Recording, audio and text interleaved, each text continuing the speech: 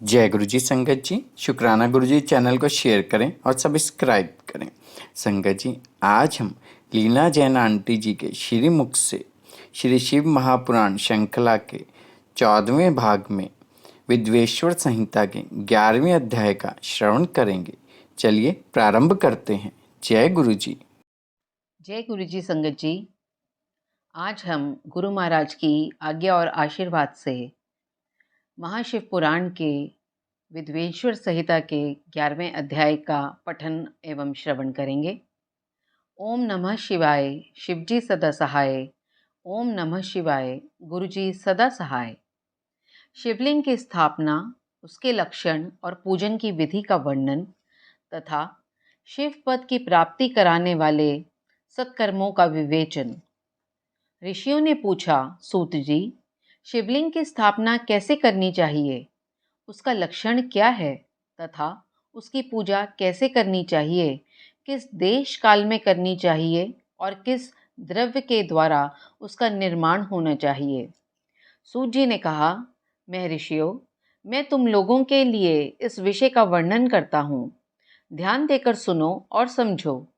अनुकूल एवं शुभ समय में किसी पवित्र तीर्थ में, नदी आदि के तट पर अपनी रुचि के अनुसार ऐसी जगह शिवलिंग की स्थापना करनी चाहिए जहाँ नित्य पूजन हो सके।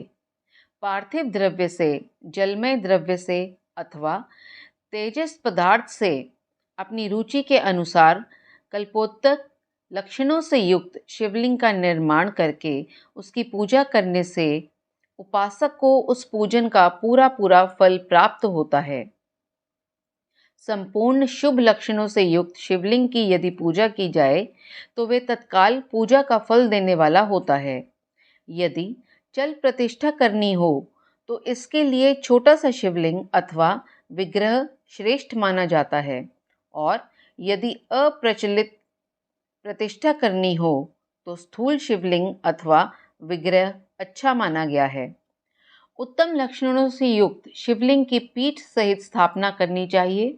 शिवलिंग का पीठ मंडलाकार अर्थात गोल, चौकोर, त्रिकोण अथवा खाट के पाए की भांति ऊपर नीचे मोटा और बीच में पतला होना चाहिए। ऐसा लिंग पीठ महान फल देने वाला होता है।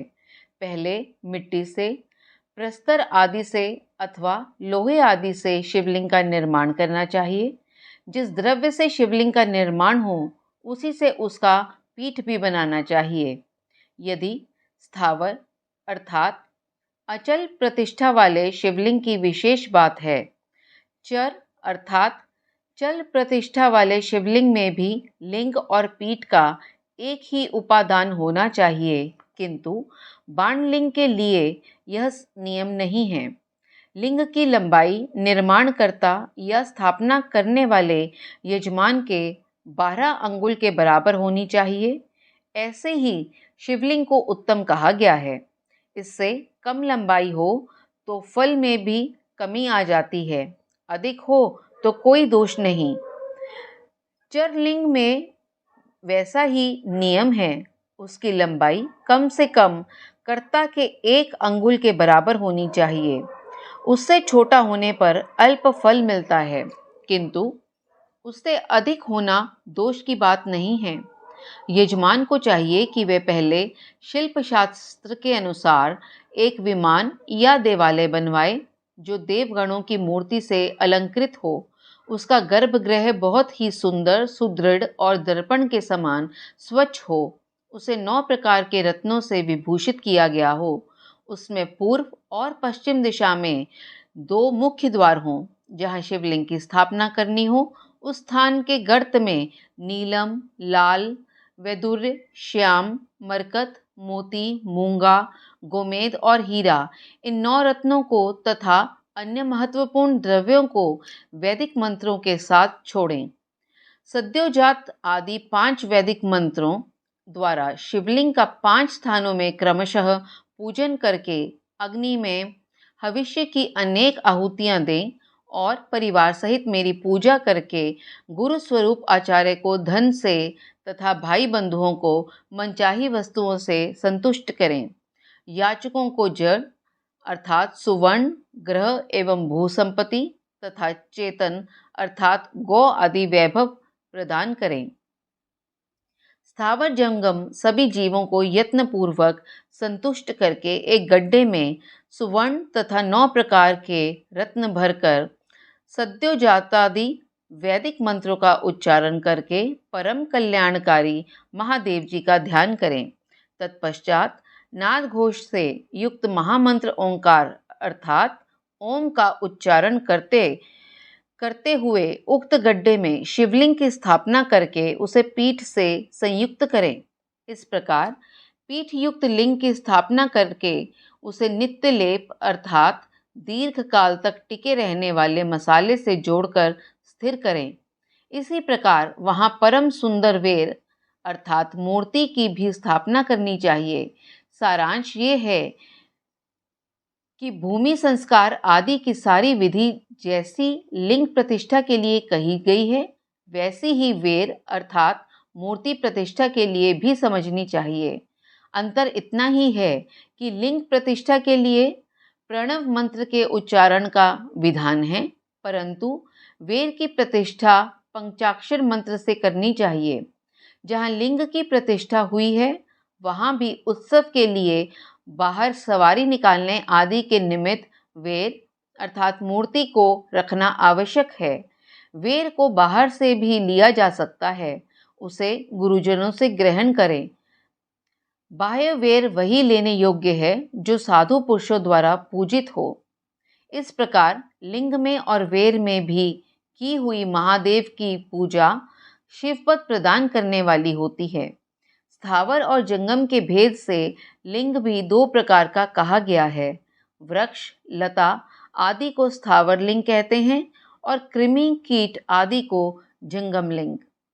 स्थावर लिंग की सींचने आदि के द्वारा सेवा करनी चाहिए और जंगम लिंग को आहार एवं जल आदि देकर तृप्त करना उचित है।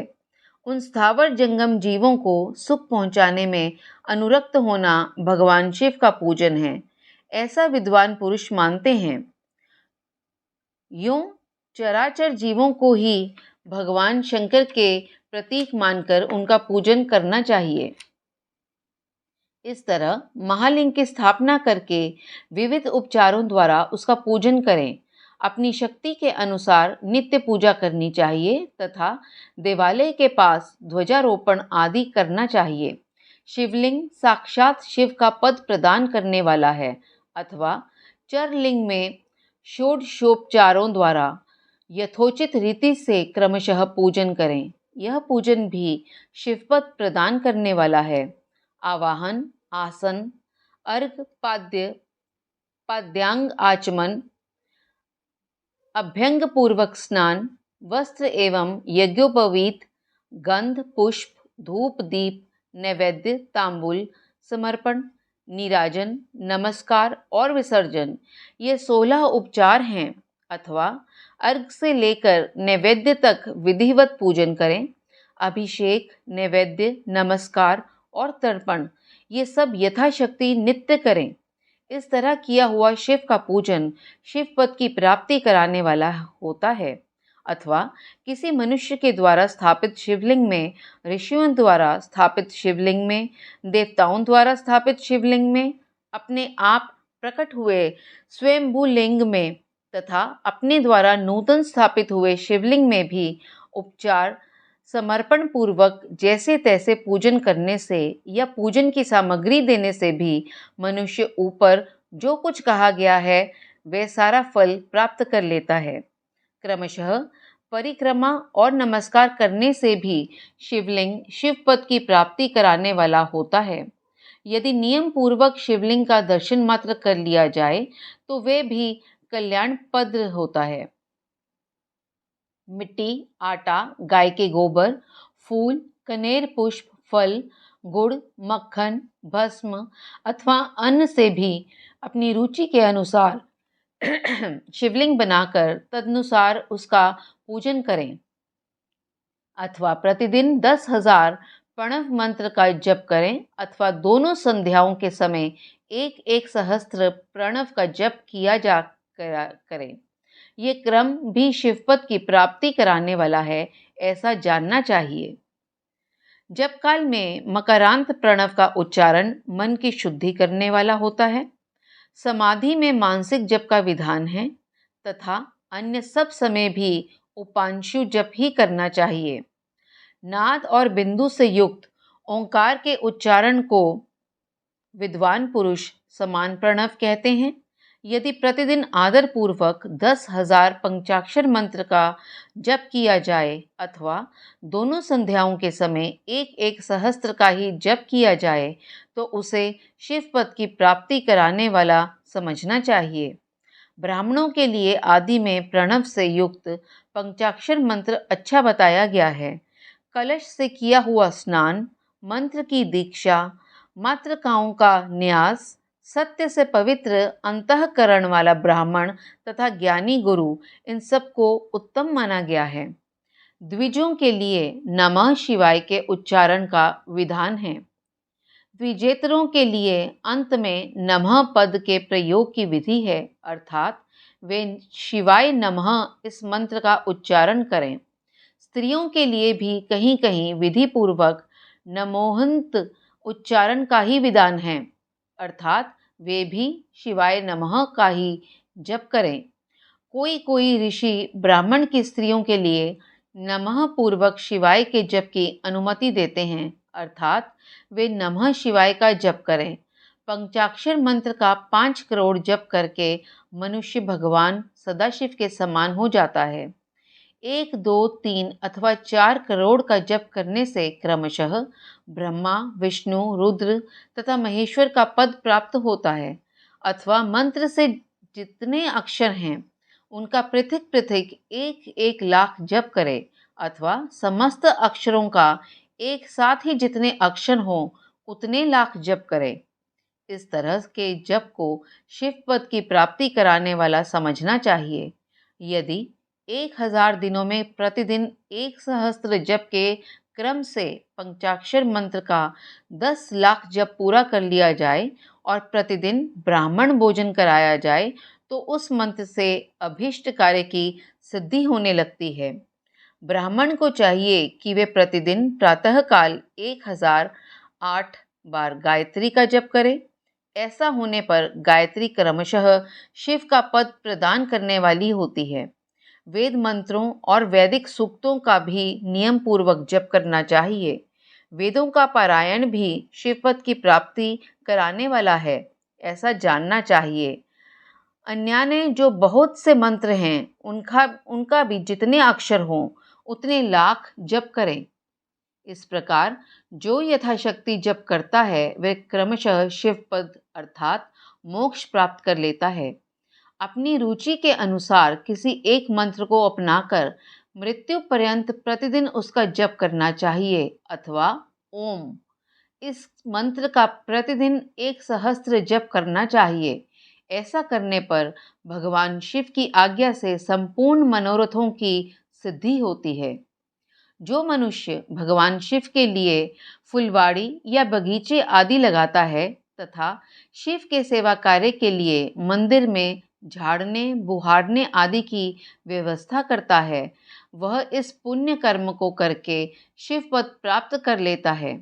भगवान शिव के जो काशी आदि क्षेत्र हैं उनमें भक्ति पूर्वक नित्य निवास करे।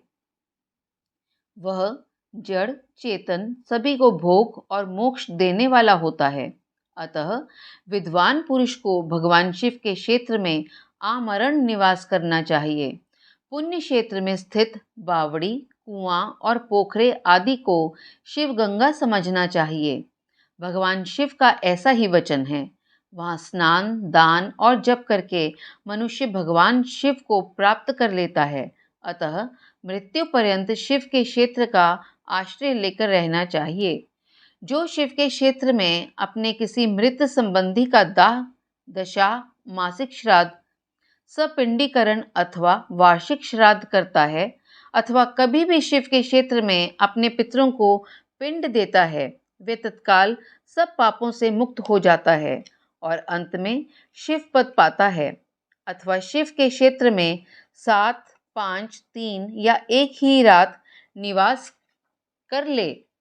ऐसा करने से भी क्रमशः शिव पद की प्राप्ति होती है। लोक में अपने अपने वर्ण के अनुसार सदाचार का पालन करने से भी मनुष्य शिव पद को प्राप्त कर लेता है। वर्णानुकूल आचरण से तथा भक्ति भाव से वह अपने सत्कर्म का अतिशय फल पाता है। कामना पूर्वक किए हुए अपने कर्म के अभीष्ट फल को शीघ्र ही पा लेता है। निष्काम भाव से किया हुआ सारा कर्म साक्षात शिव पद की प्राप्ति करने वाला होता है। दिन के 3 भाग होते हैं, प्रातः, मध्याह्न और सायं। इन तीनों में क्रमशः एक एक प्रकार के कर्म का संपादन किया जाता है। प्रातः काल को शास्त्र विहित नित्य कर्म के अनुष्ठान का समय जानना चाहिए। मध्याह्न काल सकाम कर्म के लिए उपयोगी है तथा सायंकाल शांति कर्म के उपयुक्त है, ऐसा जानना चाहिए। इसी प्रकार रात्रि में समय का विभाजन किया गया है। रात के 4 प्रहरों में से जो बीच के 2 प्रहर हैं, उन्हें निशीथ काल कहा गया है। विशेषतः उसी काल में की हुई भगवान शिव की पूजा अभिष्ट फल को देने वाली होती है। ऐसा जानकर कर्म करने वाला मनुष्य यथोक्त फल का भागी होता है। विशेषतः कलयुग में कर्म से ही फल की सिद्धि होती है। अपने अपने अधिकार के अनुसार ऊपर कहे गए किसी भी कर्म के द्वारा शिवाराधन करने वाला पुरुष यदि सदाचारी है और पाप से डरता है तो वह उन कर्मों का पूरा पूरा फल अवश्य प्राप्त कर लेता है। ऋषियों ने कहा, सूत जी, पुण्य क्षेत्र कौन कौन से हैं जिनका आश्रय लेकर सभी स्त्री पुरुष शिव पद प्राप्त कर लें, ये हमें संक्षेप में बताइए। संगत जी, इसके साथ ही अध्याय 11वां समाप्त हुआ। ओम नमः शिवाय। शिवजी सदा सहाय। ओम नमः शिवाय। गुरुजी सदा सहाय। जय गुरुजी। शुक्राना गुरुजी।